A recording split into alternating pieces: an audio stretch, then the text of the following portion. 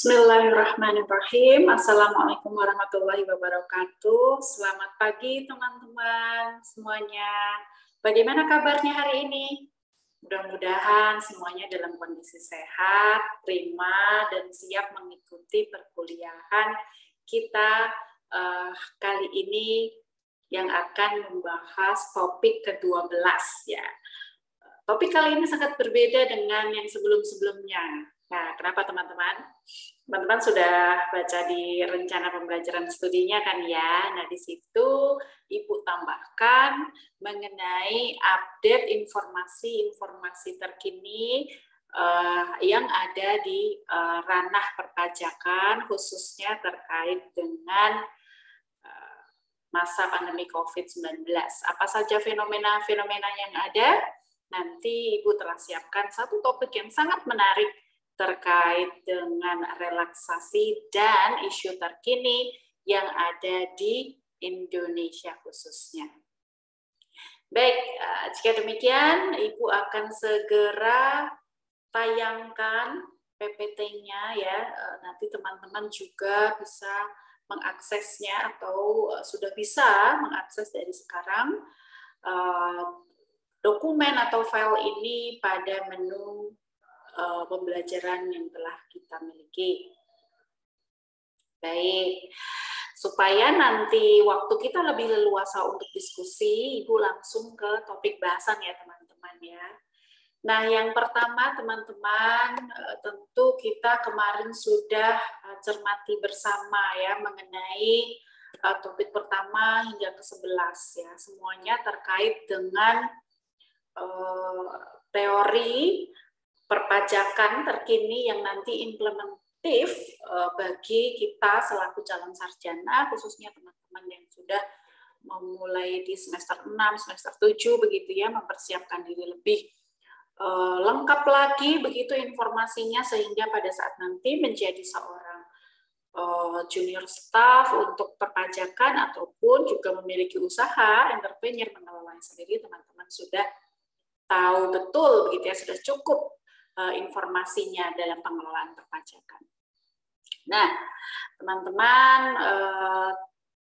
sedikit mungkin mengingat bahwa perpajakan 2 ini nanti juga berguna bagi teman-teman pada saat melanjutkan ke materi atau perkuliahan selanjutnya di manajemen pajak.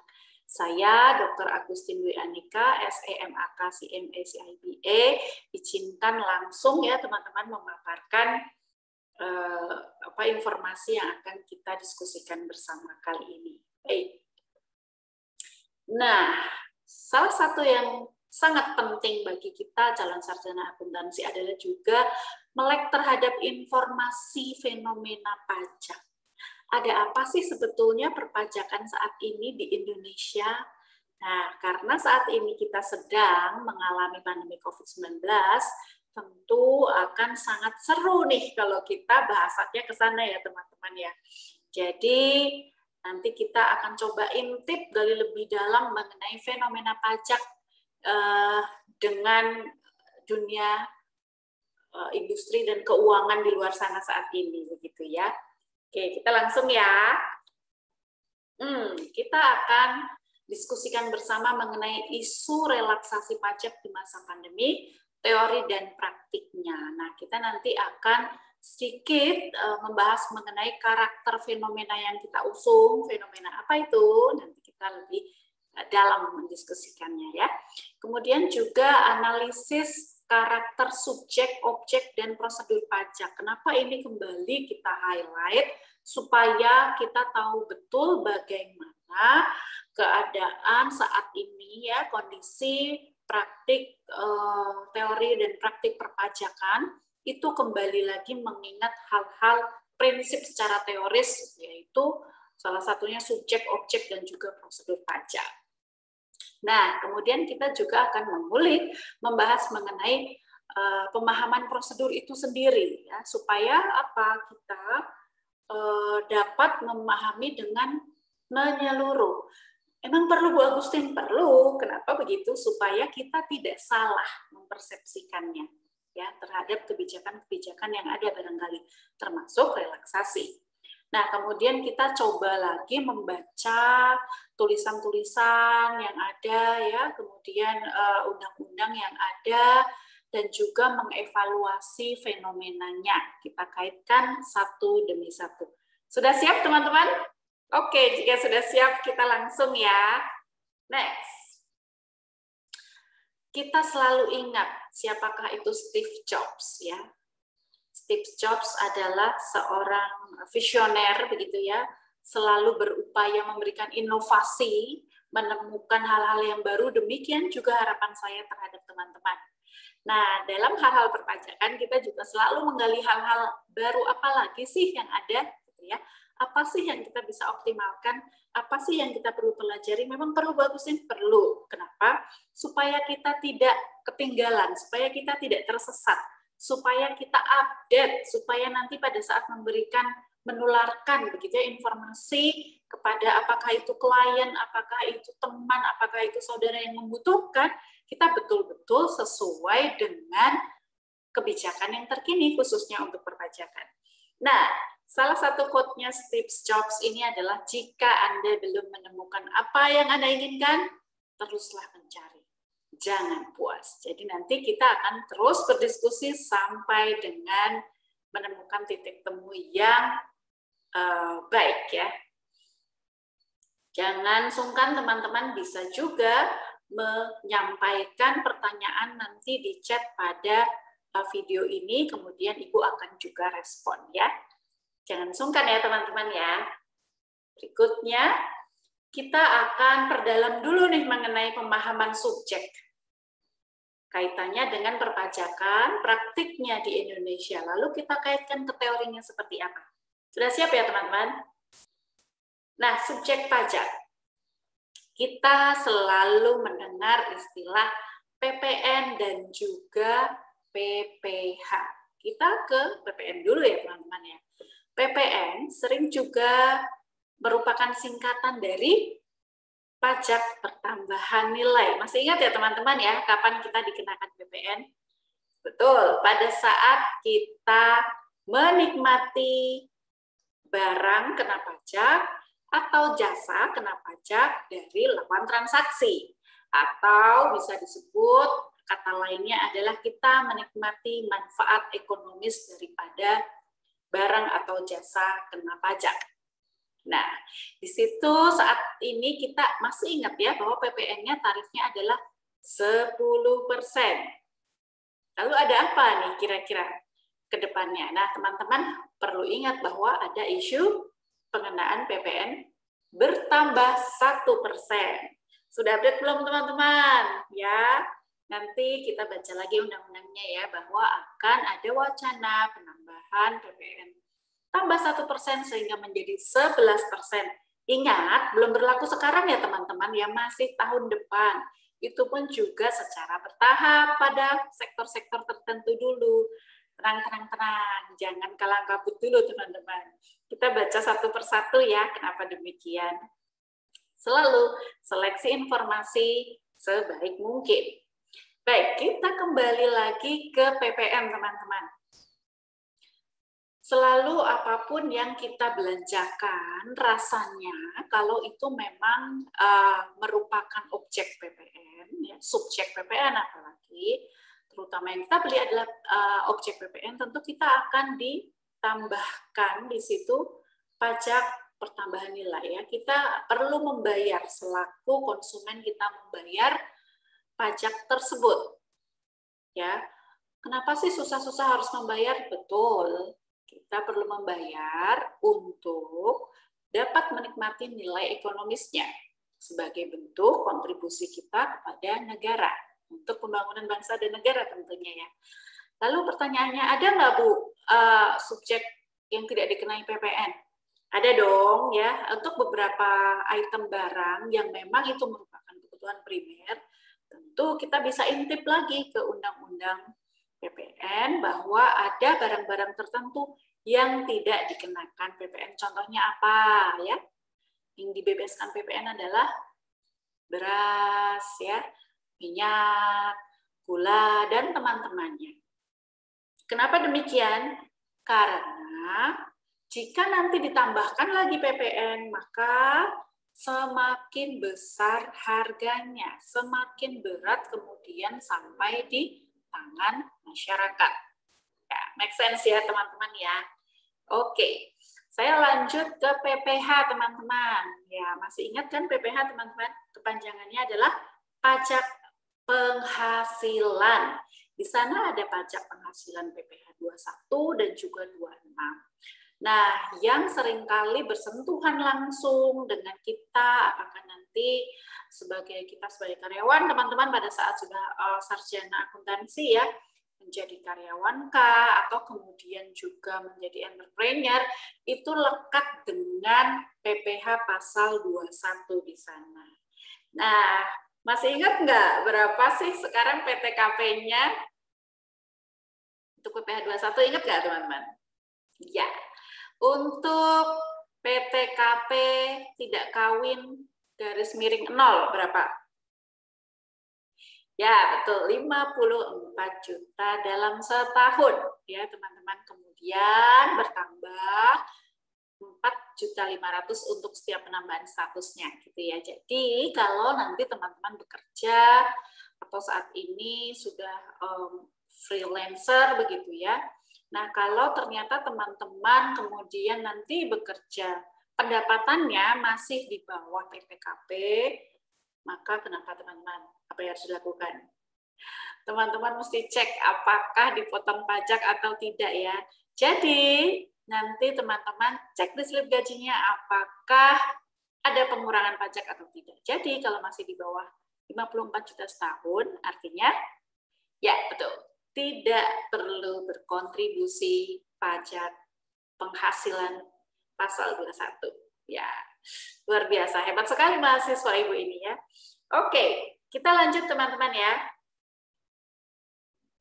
Nah, PPN dan PPH. Kita coba diskusikan dulu ya mengenai PPN. PPN yang pertama adalah syaratnya adalah PKP. Jika PKP seperti apa? Maka pengusaha yang melakukan penyerahan atau pengeksporan barang kena pajak atau jasa kena pajak berwujud maupun tidak berwujud di wilayah Pabean Indonesia wajib membuat faktur pajak dalam format yang telah ditentukan oleh Direktorat Jenderal Pajak.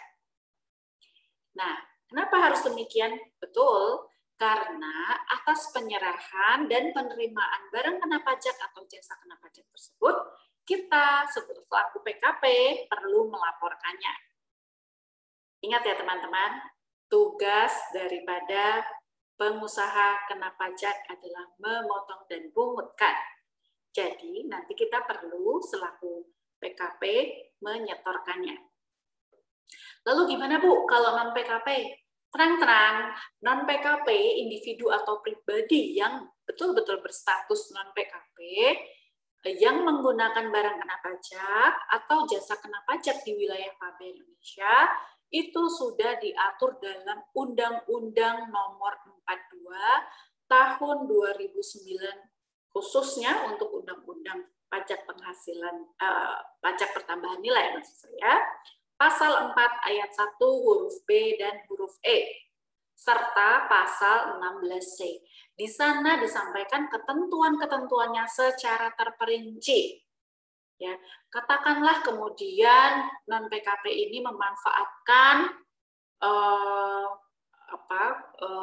fasilitas begitu ya, fasilitas-fasilitas yang dimiliki oleh UMKM. Misalkan mengajukan surat keterangan bebas, sehingga dalam beberapa aspek perpajakannya tidak lagi perlu dipotong pungutkan. Lalu kaitannya dengan PPH apa Bu? Ya ada. Untuk orang pribadi itu juga dibedakan menjadi dua ya subjeknya. Kita tahu kan ada WNA yang ada di dalam negeri dan juga ada yang di luar negeri. Nah, yang pertama subjek PPH dalam negeri. Nah, orang pribadi semacam ini atau dalam kategori ini, beliau-beliau ini biasanya menerima atau memperoleh penghasilan yang besarnya melebihi PTKP atau melebihi penghasilan tidak kena pajak sesuai aturan. Saat ini berarti 54 juta dalam setahun jika dia TK 0. Kemudian berdomisili tetap di Indonesia. Itu harus ya teman-teman ya. Domisilinya jelas, identitasnya jelas, KTP-nya jelas, barangkali NPWP-nya juga jelas. Ada di wilayah Indonesia.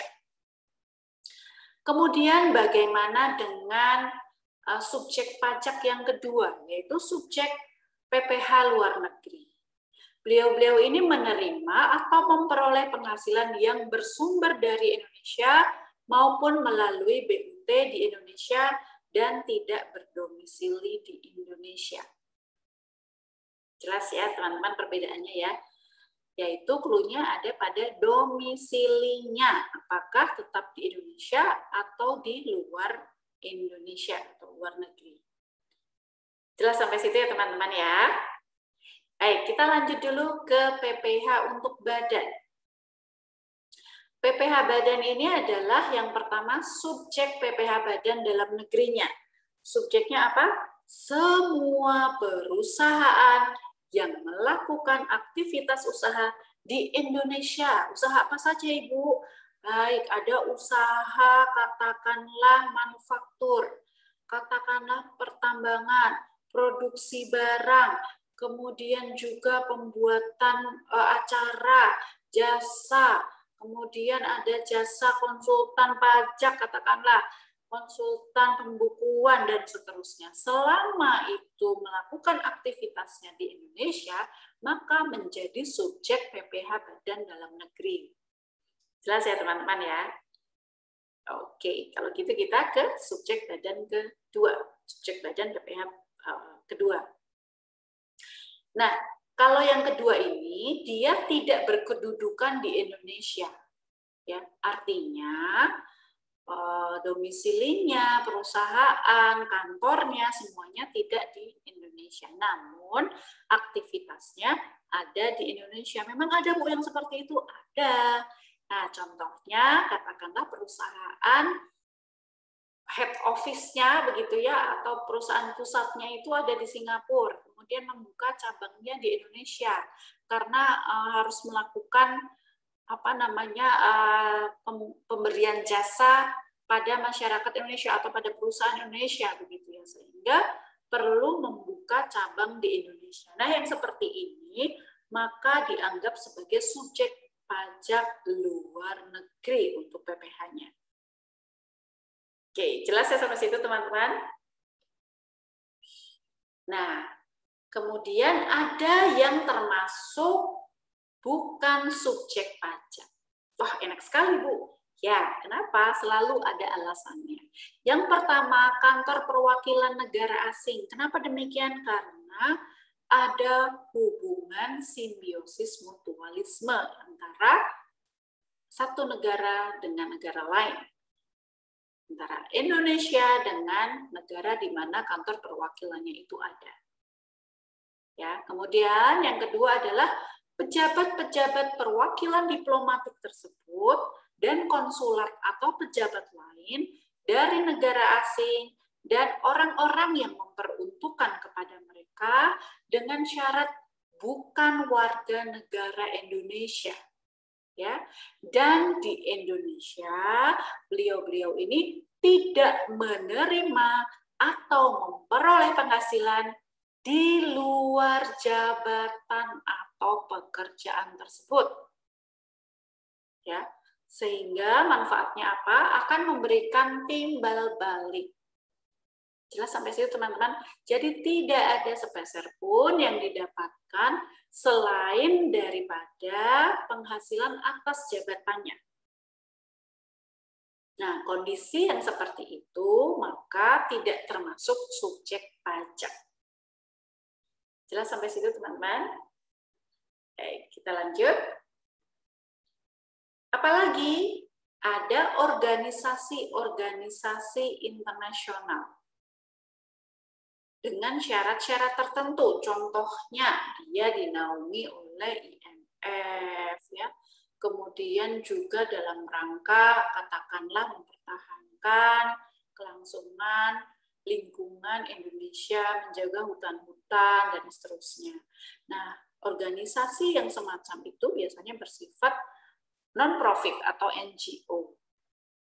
Nah, ada lagi ya Bu? Ada pejabat-pejabat perwakilan organisasi internasional sebagaimana yang dimaksud dalam huruf C tersebut, syaratnya adalah bukan warga negara Indonesia dan juga tidak menjalankan usaha. Ya, jadi betul-betul tidak menjalankan usaha yang mendatangkan profit, baik itu secara individu maupun komunitas. Jelas ya teman-teman ya? Saya lanjutkan. Sekarang kita beranjak pada pemahaman objek. Ya, objeknya, kalau tadi sudah subjek, sekarang objeknya. Apa saja objeknya? Baik, yang pertama kita perlu tahu dulu atau ingat dulu nih, apa sih objek pajak teman-teman? Objek pajak adalah segala sesuatu, baik itu barang, baik itu jasa, kegiatan, atau keadaan yang dikenakan pajak. Ya, jadi kalau tadi kegiatan, barang, jasa, keadaan yang tersebut bukan objek pajak, objek pajak, tentu dia juga bukan subjek pajak, begitu ya. Jadi clue-nya yang pertama adalah pastikan subjek pajak dulu. Jika memang merupakan subjek pajak, maka dia juga objek pajak. Jika bukan subjek pajak, maka tidak diperkenankan dikenakan pajak. Jelas sampai situ teman-teman? Oke ya, saya lanjut. Nah, ini untuk mempermudah pemahaman kita secara garis besar, PPh itu dibedakan menjadi dua, teman-teman. Yang pertama, yaitu penghasilan sebagai objek pajak. Yang kedua adalah penghasilan yang dikenakan PPh final. Apa bedanya, Bu? Yang pertama, penghasilan sebagai objek pajak, maka dia dikenakannya bukti potong tidak final. Ya, dia atau kegiatan, keadaan, kondisi tersebut merupakan objek pajak. Sehingga ada melekat kewajiban menyetorkan PPh pada penghasilan jenis ini. Contohnya apa? PPh 21 untuk karyawan, gitu ya. Kemudian juga apa yang penghasilan lain yang dikenakan PPh final. Maka kalau untuk PPh final ini dia cukup satu kali, jadi tidak kemudian ditambahkan atau tidak mempengaruhi pembayaran penghasilan-penghasilan lain atau pajak penghasilan lain pada akhir nanti perhitungan tahunannya. Jadi kodenya pun juga berbeda ya, ada dalam bukti potongnya tertera final ya. Bukti potong PPh final itu kalau yang atas pemotongan penghasilan PPh final. Jika yang tidak, dia akan disebutkan juga bahwa bukti potong tersebut tidak final. Jelas ya teman-teman ya, dari ciri fisiknya ini sudah terlihat yang satu final, yang satu tidak final. Ya, jadi bagaimana nanti treatmentnya Bu? Kalau yang final dia langsung dilaporkan, dia tidak mempengaruhi perhitungan bukti potong lainnya, tapi kalau yang tidak final maka dia perlu ditambahkan ya. Lanjut. Nah, penghasilan sebagai objek pajak. Apa yang dimaksud dengan penghasilan sebagai objek pajak? Yaitu tambahan kemampuan ekonomis yang diterima oleh wajib pajak. Ya, contohnya Ibu, misalkan ya sebagai karyawan memperoleh penghasilan, saya wajib pajak karena penghasilannya sudah di atas PTKP. Ya, baik yang berasal dari Indonesia maupun di luar Indonesia. Ya, yang dapat dipakai untuk konsumsi atau untuk menambah kekayaan wajib pajak yang bersangkutan dengan nama dan bentuk apapun. Jadi selama dia wajib pajak tersebut sudah di atas PTKP, kemudian mendapatkan penghasilan atau sesuatu yang bisa menambah memperkaya wajib pajak ini ya dengan nama dan bentuk apapun, maka menjadi objek pajak. Jelas teman-teman sampai situ? Baik, kita lanjut ya. Apa saja sih yang bisa mempengaruhi begitu ya, atau membuat wajib pajak ini tambah kaya gitu ya? Apa saja sih, kan disebutkannya bentuk apapun Bu, gitu ya. Oke, kita lihat ya. Yang pertama adalah penggantian atau imbalan berkenaan dengan pekerjaan atau jasa yang diterima atau diperoleh, termasuk gaji, upah, tunjangan, honorarium, komisi, bonus, gratifikasi, uang pensiun, atau imbalan dalam bentuk lainnya. Ingat, ada hal-hal yang dikecualikan. Ya, itu tidak termasuk. Apa saja, Bu? Nanti kita bahas lebih lanjut. Oke, yang kedua, hadiah dari undian atau pekerjaan atau kegiatan dan penghargaan. Kemudian yang ketiga, laba usaha. Yang keempat, keuntungan karena penjualan atau karena pengalihan harta. Ya, apa saja sih? Kok banyak banget, Bu? Ya, yang pertama adalah keuntungan karena pengalihan harta kepada perseroan, persekutuan, dan badan lainnya sebagai pengganti saham atau penyertaan modal. Jelas sampai sini? Ya, kalau seseorang wajib pajak punya harta yang disetorkan pada PT tertentu sebagai setoran modal. Ya. Kemudian yang kedua, keuntungan karena pengalihan harta sebagai pemegang saham, sekutu atau anggota yang diperoleh perseroan, persekutuan, dan badan lainnya. Baik. Oke, jelas sampai situ? Oke, lanjut. Keuntungan karena likuidasi, penggabungan, peleburan, pemekaran, pemecahan, pengambil alihan usaha, reorganisasi dengan nama dan dalam bentuk apapun.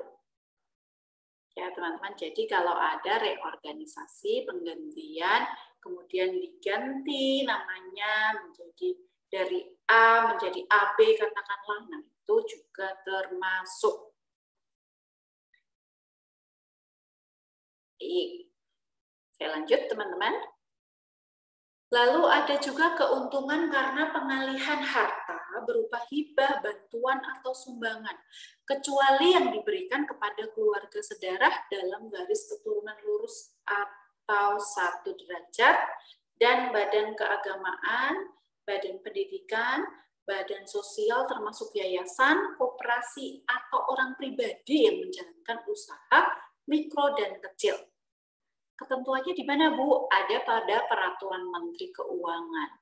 Ingat, sepanjang tidak ada hubungan dengan usaha, pekerjaan, kepemilikan, atau penguasaan di antara pihak-pihak yang bersangkutan, sehingga tidak ada konflik of interest. Begitu ya, teman-teman ya. Bisa diikuti? Baik, lanjut. Keuntungan lain karena penjualan atau pengalihan sebagian atau seluruh hak penambangan, tanda turut serta dalam pembiayaan, atau permodalan dalam perusahaan pertambangan juga salah satunya. Oke, hal lainnya apa, Bu? Penerimaan kembali pembayaran pajak yang telah dibebankan sebagai bagian dan pembayaran tambahan pengembalian pajak. Ya, itu juga masuk. Kemudian kita sering menerima bunga, ya, termasuk premium, diskonto, atau imbalan karena jaminan pengembalian utang. Ya, kadang-kala kan kita kalau mau utang kita ada jaminannya dulu ya. Nah, itu kemudian disimpan pada bank atau lembaga pengelola keuangan. Nah, jika pada nanti akhirnya sudah selesai dan tidak ada permasalahan, maka jaminan tersebut dikembalikan termasuk bunganya. Nah, bunga dari situ juga merupakan salah satu objeknya. Dividen dengan nama dalam bentuk apapun, termasuk dividen dari perusahaan asuransi kepada pemegang polis, dan pembagian sisa hasil usaha koperasi. Nah, royalti atau imbalan atas penggunaan hak juga masuk ya teman-teman. Kemudian sewa dan penghasilan lain sehubungan dengan penggunaan harta. Penerimaan atau perolehan pembayaran berkala, keuntungan karena pembebasan utang, kecuali sampai dengan jumlah tertentu yang ditetapkan oleh peraturan pemerintah. Kemudian ada keuntungan selisih kurs mata uang asing, selisih karena pembelian aktiva, premi asuransi, iuran yang diterima atau diperoleh perkumpulan dari anggotanya yang terdiri dari wajib pajak yang menjalankan usaha atau pekerjaan bebas. Tambahan kekayaan neto yang berasal dari penghasilan yang belum dikenakan pajak dan juga penghasilan dari usaha berbasis syariah. Oke, sampai situ. Jelas teman-teman? Ada lagi Bu? Ada. Imbalan bunga yang dimaksud dalam undang-undang yang mengatur mengenai ketentuan umum dan tata cara perpajakan dan juga surplus Bank Indonesia juga termasuk. Lalu Bu, apa saja yang dikenakan PPh final? Ya. Nah, yang dapat bersifat final atau cuma langsung begitu ya, maksud saya tidak kemudian diperhitungkan ulang, diantaranya adalah bunga deposito dan tabungan lainnya, bunga obligasi dan surat utang negara, bunga simpanan yang dibayarkan oleh koperasi kepada anggota koperasi orang pribadi, kemudian penghasilan dari undian, penghasilan transaksi saham dan sekuritas lain, transaksi industri yang berdagang di bursa, transaksi penjualan saham atau pengalihan penyertaan modal dalam perusahaan pasangannya yang diterima oleh perusahaan Ventura. Penghasilan dari transaksi pengalihan harta juga termasuk penghasilan tertentu lainnya yang diatur dalam peraturan pemerintah.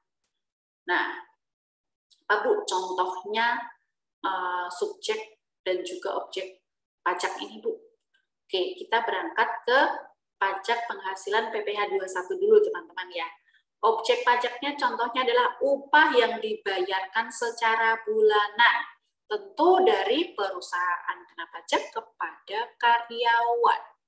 Ya, PKP juga sebagai wajib pajak badan, karyawan sebagai wajib pajak orang pribadi. Kemudian subjek yang dikenakan PPh 21-nya adalah orang pribadinya. Ya, jadi subjeknya adalah orang pribadi. Subjek pemotong PPh 21-nya siapa? Pemberi kerja. Jadi karyawan dikenakan, yang memotong PPh 21-nya adalah perusahaan. Jadi ikuti sampai situ ya. Jadi subjeknya yang dikenakan kita, subjek yang memotong perusahaan, betul. Lanjut. Nah, bicara mengenai objek pajak pertambahan nilai, tentu kita tahu tadi barang, jasa, dan seterusnya yang kemudian memberikan nilai ekonomis lebih yang bisa dimanfaatkan oleh wajib pajak atau pembelinya atau konsumennya, gitu ya teman-teman ya, masih ingat tadi ya. Oke, apa saja penyerahan barang kena pajak dan jasa kena pajak di dalam daerah pabean dilakukan oleh pengusaha. Kenapa ada clue pengusaha? Karena perlu PKP. Memotong pengutkannya adalah dengan perusahaan kena pajak. Jika tidak, maka dia tidak berhak memotong pengutkan, teman-teman ya. Kemudian impor barang kena pajak. Tentu yang menjadi pengimpor sudah PKP dan juga bisa memiliki identitas pengimpor ya supaya lebih optimal pembayaran pajak PPh 22-nya. Kemudian pemanfaatan barang kena pajak tidak berwujud dari luar daerah pabean di dalam daerah pabean. Pemanfaatan jasa kena pajak dari luar daerah pabean di dalam daerah pabean. Kemudian ekspor barang kena pajak berwujud atau tidak berwujud dan juga ekspor jasa kena pajak oleh pengusaha kena pajak.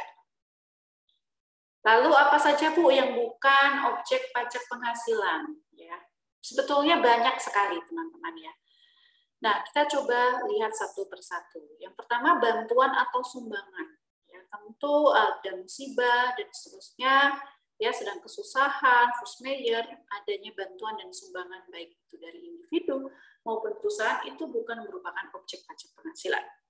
Kemudian aset hibahan yang diterima keluarga saudara. Contohnya dari kakak ke adik atau sebaliknya, itu juga bukan. Kemudian warisan dari orang tua kepada anak-anaknya, itu juga bukan. Kemudian aset store tunai yang diterima oleh badan, ya. Kemudian penggantian atau imbalan hubungan dengan pekerjaan atau jasa dalam bentuk natura. Jadi tidak langsung berupa uang. Kemudian pembayaran asuransi kepada orang pribadi, dividen yang diterima oleh wajib pajak dalam negeri, koperasi, bahkan BUMN dan BUMD, begitu ya, itu juga termasuk.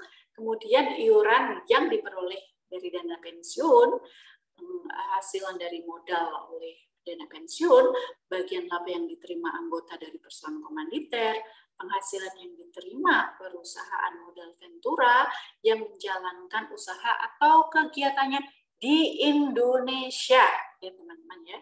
Kemudian beasiswa yang memenuhi persyaratan ya. Jika teman-teman nanti minat lanjut S2 atau S3 dengan beasiswa, tenang-tenang. Tidak termasuk objek pajak penghasilan ya. Kemudian sisa lebih atau silpa begitu ya dari lembaga nirlaba di bidang pendidikan, litbang, dan semacamnya. Juga bantuan atau santunan yang dibayarkan oleh badan penyelenggara jaminan sosial kepada wajib pajak tertentu. Wah, seru ya teman-teman ya, ternyata banyak ya yang bukan objek pajak ya. Nah, kalau yang bukan objek pajak penghasilan PPN-nya, ada barang hasil pertambangan atau hasil pengeboran yang diambil langsung dari sumbernya. Kemudian barang kebutuhan pokok yang sangat diperlukan oleh rakyat banyak seperti sembako, makanan minuman yang disajikan di hotel, restoran, rumah makan, warung, dan sejenisnya, meliputi makanan dan minuman yang dikonsumsi di tempat maupun take away. Kemudian uang emas batangan, surat berharga, jasa pelayanan kesehatan medik, jasa pelayanan sosial, keuangan, asuransi, keagamaan, pendidikan, kesenian, hiburan, penyiaran bukan iklan, angkutan umum, tenaga kerja, wah banyak sekali teman-teman ya. Tentu semuanya tertuang dalam Undang-Undang PPN. Nah, berikutnya tahapannya kita perlu betul-betul memahami prosedurnya teman-teman supaya tidak salah langkah nih ya. Jadi ini adalah panduannya, prosedur. Nah, ini kita baca bersama-sama ya. Apa saja sih yang pertama pada saat kita mau membayar? Tentu tadi kita sudah rapih kan ya pelaporannya tadi ya untuk PPN maupun PPH. Sudah muncul berapakah yang harus kita bayarkan. Kemudian kita yang pertama membuat kode billing dulu. Caranya seperti apa? Kita bisa mengakses lewat komputer ya. Yang penting ada internetnya teman-teman ya. Komputer bisa melalui tablet, kemudian juga keduanya itu ke DJP online ya aksesnya ya. Kemudian bisa melalui telepon, ponsel, melalui bintang 141 bintang 500 pagar. Kemudian juga kalau terpaksa bisa melalui teller atau CSO pada bank. Ya, ingat masih masa pandemi teman-teman, kurang-kurangin interaksi langsung ya. Jadi upayakan dengan 3 langkah sebelumnya. Setelah dapat kode billingnya, gimana teman-teman? Kita perlu membayar. Bayarnya gampang, bisa lewat ATM, internet banking, mini ATM, mobile banking, atau kalau terpaksa kita bisa ke loket bank atau pos. Sampai situ jelas ya? Mudah ya teman-teman ya? Selanjutnya, pembayaran, pemotongan, pemungutan, dan pelaporannya. Gimana cara pembayarannya? Yang pertama, membayar sendiri pajak yang terhutang. Ya, jangan pajak yang teman-teman suruh ibu yang bayar ya. Jadi masing-masing dari kita membayar sendiri pajak yang terhutang. Kemudian yang kedua, melalui potong pungut. Ya, jadi jadi sudah dipotongkan oleh pihak lain. Kemudian melalui pembayaran pajak di luar negeri, itu juga bisa mengurangi teman-teman. Kemudian pemungutan PPN oleh pihak penjual atau oleh pihak yang ditunjuk oleh pemerintah, seperti bendaharawan negara ya. Kemudian pembayaran pajak-pajak lainnya yang diatur dalam undang-undang. Lalu gimana tempat dan sarana pembayaran pajaknya, Bu? Tenang, ada layanan pada loket atau teller. Jika tidak bisa, kita bisa menggunakan sistem elektronik lainnya. Sistem elektronik yang dimaksud bisa kita melalui ATM tadi ya, kemudian kita juga bisa pakai mobile banking, dan seterusnya. Itu bisa dioptimalkan teman-teman ya, jadi tidak semuanya berbondong-bondong ke teller. Oke, lanjut ya.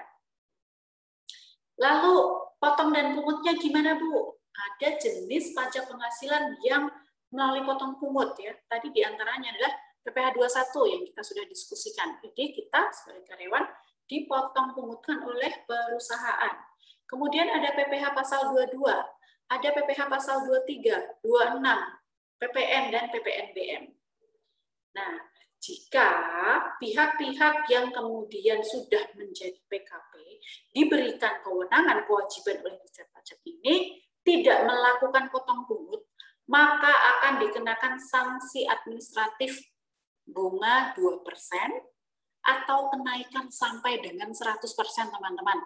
Jadi nanti teman-teman jika bekerja atau sudah punya perusahaan yang sudah PKP, mari kita menjalankan baik-baik nih potong pungut prosesnya ya, supaya tidak kena bunga dan sanksi. Oke, lalu pelaporannya gimana, Bu? SPT ini kan sarana tadi teman-teman ya, untuk melaporkan pajak kita. Maka semua informasi harus bisa dipertanggungjawabkan, ya, kemudian disetorkan. Nah, beberapa perbedaan SPT itu biasanya nampak pada judulnya. Yang pertama adalah SPT massa, yaitu untuk melakukan pelaporan dan pembayaran pajak bulanan. Yang kedua SPT tahunan, tentu untuk melaporkan pajak tahunan ya teman-teman. Mudah kan membedakannya? Oke, lanjut. Untuk pelaporannya sudah ada digitalisasi begitu ya, digitalisasi secara masif pada sistem perpajakan Indonesia. Salah satunya adalah aplikasi e-filing. Apa ini Bu e-filing ini? Yaitu sistem pelaporan menggunakan sarana internet tanpa kita terkait langsung dengan pihak manapun atau pihak lain dan tidak ada biaya apapun. Jadi kita bisa melakukannya sendiri jika memang terbatas ya. Misalkan tidak ada konsultan dan seterusnya, bisa melakukannya sendiri. Tapi ingat harus benar ya teman-teman ya. Kemudian juga mudah dalam membuat dan menyerahkan laporan SPT-nya kepada DJP sehingga lebih cepat, praktis, dan paling penting lebih murah teman-teman. Cukup dengan kuota ya. Nah, jelas sampai situ teman-teman tadi ya. Kita sekarang coba setelah kita renungkan 3 tahapan sebelumnya, kita beranjak. Ada apa sih saat ini di masa pandemi COVID-19 ini yang lagi marak nih isu perpajakannya? Kita kaitkan dengan aktivitas ekonomi yang ada saat ini ya. Oke, kita intip ya teman-teman ya. Fenomena apa? Bitcoins ya. Menarik ya teman-teman ya. Fenomena proses bisnis marketplace perdagangan cryptocurrency. Sudah tahu pasti kan cryptocurrency. Nah, banyak sekali dari kita kemudian berinvestasi gitu ya, membeli koin ini begitu ya pada marketplace cryptocurrency. Oke, kita bahas teman-teman ya. Secara umum, nah cryptocurrency ini adalah system of value dibilangnya. Ya, ketika seseorang atau investor ini membeli cryptocurrency, lalu kemudian mereka akan memiliki value-nya tersebut bisa diharapkan naik ya secara terus-menerus di kemudian hari. Ya, jadi ini adalah proses bisnisnya seperti berinvestasi, ya, membeli sekarang dan mengharapkan keuntungan dengan naiknya cryptocurrency ini di masa depan. Jadi kita sering juga istilahkan cryptocurrency ini mata uang digital yang diciptakan oleh suatu sistem publik yang dibangun dari teknologi blockchain, teman-teman ya. Wah, lagi pandemi seperti ini banyak yang gabut gitu ya. Jadi mereka banyak investasi juga dalam cryptocurrency nih ya. Lalu kita nanti kaitkan dengan pajaknya, teman-teman ya. Nah, semakin banyak yang membeli, semakin banyak yang minat, tentu nanti nilainya semakin meningkat. Nah, Kemenko Perekonomian sudah mengeluarkan surat nih, teman-teman. Nomor S302M.WKON-09/2018 tentang aset cryptocurrency yang dilarang digunakan sebagai alat pembayaran, namun dapat digunakan sebagai alat investasi dan dimasukkan dalam komoditi perdagangan di bursa berjangka. Nah, perdagangan cryptocurrency ini diawasi oleh BAPEPTI atau Badan Pengawas Perdagangan Berjangka Komoditi ya. Jadi cryptocurrency ini adalah aset yang sudah mendapatkan izin sampai saat ini ya. Kemudian ada juga bursa bersangka khusus untuk aset digital, disebutnya DFX. Nah, namun bursa ini baru bekerja sama dengan 11 perusahaan calon pedagang fisik aset kripto yang telah terdaftar.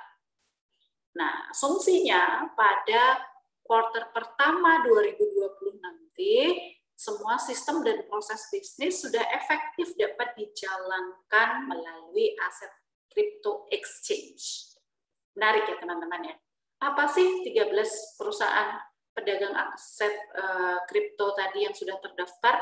Nah, ini teman-teman bisa lihat ada Kripto Indonesia Berkat, pintu kemana saja, Indodex Nasional, 3 inti utama, rekeningku.com Indonesia, Update Exchange Indonesia, Luno Indonesia, Trinity Investama Berkat, Sipmex Exchange Indonesia, Indonesia Digital Exchange, Cipta Coin Digital, dan untuk dua yang di bawah ini masih dalam proses ya teman-teman, yaitu Bursa Kripto Prima dan Plutonex Digital Asset.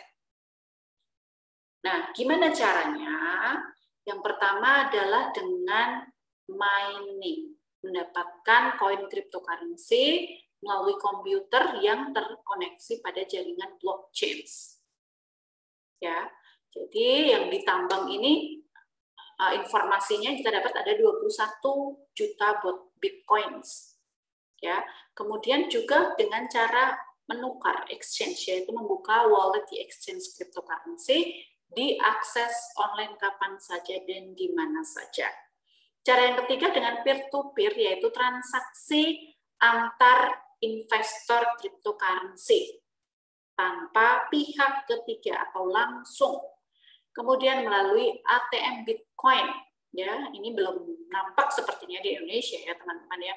Seperti ATM biasa, hanya dia digunakan untuk jual beli Bitcoin saja. Sudah ada 3 ya saat ini. Nah ini volume perdagangan cryptocurrency teman-teman. Kita lihat semakin menaik tajam ya. Kalau dari awal 1,1 juta triliun sampai dengan 277 teman-teman ya.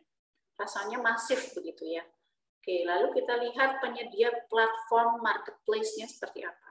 Pendaftaran ya, ada langsung keduanya penjual dan pembeli ini harus mendaftar dulu. Kemudian juga ada penjualan dan juga pembelian ya, transaksi seperti biasa. Kemudian kalau trading fee-nya 0,2%, deposit fee 1,5%. Kemudian withdrawal fee-nya ini tergantung aset kriptonya apa. Nah, ini adalah penghasilan daripada marketplace-nya. Nah, coba kita analisis karakter, subjek, objek, dan prosedur pajaknya ya teman-teman ya. Menarik ya. Oke, kita lihat nih. Kemendak waktu itu sudah ada warning kripto bukan mata uang RI ya, tapi komoditas ya. Ya. Jadi bukan alat untuk tukar menukar. bukan alat pembayaran yang sah, hanya sebatas aset komoditas, gitu ya. Perlu dicatat teman-teman. Nah, kemudian kita lihat nih, kalau untuk matriks permasalahannya, subjek PPh-nya kan tadi orang pribadi atau badan, ya. Subjeknya juga sama nih, PPKP penjual, karena kan tadi dari 13 yang sudah terdaftar harus PKP ya, kemudian juga mereka memungut PPN. Fenomenanya juga sama, melekat. Nah, sedangkan untuk subjek PPN-nya ini adalah hanya penjualnya saja, marketplace-nya saja. Kan orang pribadi tadi sudah tidak termasuk dalam PPN ya, masih ingat ya teman-teman tadi depan ya. Kemudian maka ada risiko penjual kripto ini sudah melewati batasan sebagai UMKM, jadi dia harus menjadi PKP.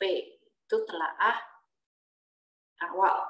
Kemudian mengenai kaitannya dengan teori penghasilan, maka objek PPN ini menjadi barang kena pajak. Kalau fenomenanya maka untuk si perusahaan tadi yang 13 tadi ya sebagai marketplace itu bisa menjadi objek PPN bagi jasa kena pajaknya. Semua penghasilan yang terima itu juga dapat kemudian dilakukan PPh pemotongannya. Sampai saat ini belum ya teman-teman. Jadi ini ada potensi mendapatkan pajak tambahan. Kemudian juga PPN yang saat ini berlaku baru dikenakan atas penyerahan jasa kena pajaknya saja yang dilakukan oleh marketplace. Kemudian apa? Secara teori untuk prosedur pajaknya sebetulnya sudah diatur untuk pembayaran, pemotongan, pemungutan, dan pelaporannya. Namun untuk marketplace sendiri prosedur pembayaran, pemotongan terbatas pada transaksi yang ada saja di marketplace. Kalau tidak melalui itu, maka tidak terdetek. Lalu prosedur pembayaran pemotongan tersebut belum ditetapkan sesuai ketentuan yang berlaku, teman-teman, ternyata. Karena tidak semuanya juga melalui marketplace dan mungkin tidak semua marketplace juga melakukan hal yang serupa. Nah, lalu kita evaluasi ya fenomenanya ya. Kalau tadi kita sudah singgung akan ada, jika itu semua diterapkan, ada penambahan pendapatan pajak. Artinya saat ini berlaku bahwa kondisi saat ini, terutama di masa pandemi, kemudian orang semakin banyak yang melakukan transaksi cryptocurrency ini, maka pendapatan negara menjadi berkurang dari yang seharusnya. Lalu pola pengaturan ekonomi juga berubah. Ya, otoritas negara menjadi otoritas pasar dan komunitas. Nah, ini hal yang kita perlu cermati bersama, teman-teman. Lalu, apa yang harus kira-kira difikirkan ke depannya? Gitu ya. Tadi kan sudah di-list ya, marketplace mana saja, ada 13 yang sudah terdaftar. Nah, dari sana diarahkan untuk menjadi PKP supaya mudah melakukan kontrol potong pungut PPN-nya atas penjualan transaksi cryptocurrency. Kemudian juga memastikan mereka betul-betul memungut dan potongkan dan menyetorkan tepat waktu sesuai dengan aturan. Demikian teman-teman diskusi kita kali ini, mudah-mudahan bermanfaat. Silahkan jika teman-teman ada pertanyaan, ada masukan barangkali atau ingin diskusi interaktif, teman-teman silahkan menyampaikannya pada kolom chat ya, atau kemudian juga kita bisa diskusikan di sana. Baik teman-teman, pertemuan kita kali ini sampai di sini dahulu ya, mudah-mudahan bermanfaat. Mohon maaf jika ada hal yang kurang tepat atau kurang berkenan. Mudah-mudahan semua nanti sehat selalu. Dan apa yang kita pelajari hari ini bisa teman-teman gunakan sebagai tambahan informasi terkait topik ke-12 yang ada pada fenomena pandemi COVID-19 ini. Jangan lupa tetap berhati-hati untuk semua transaksi keuangan dan laporkan pajaknya teman-teman ya. Saya akhiri. Wassalamualaikum warahmatullahi wabarakatuh. Selamat pagi.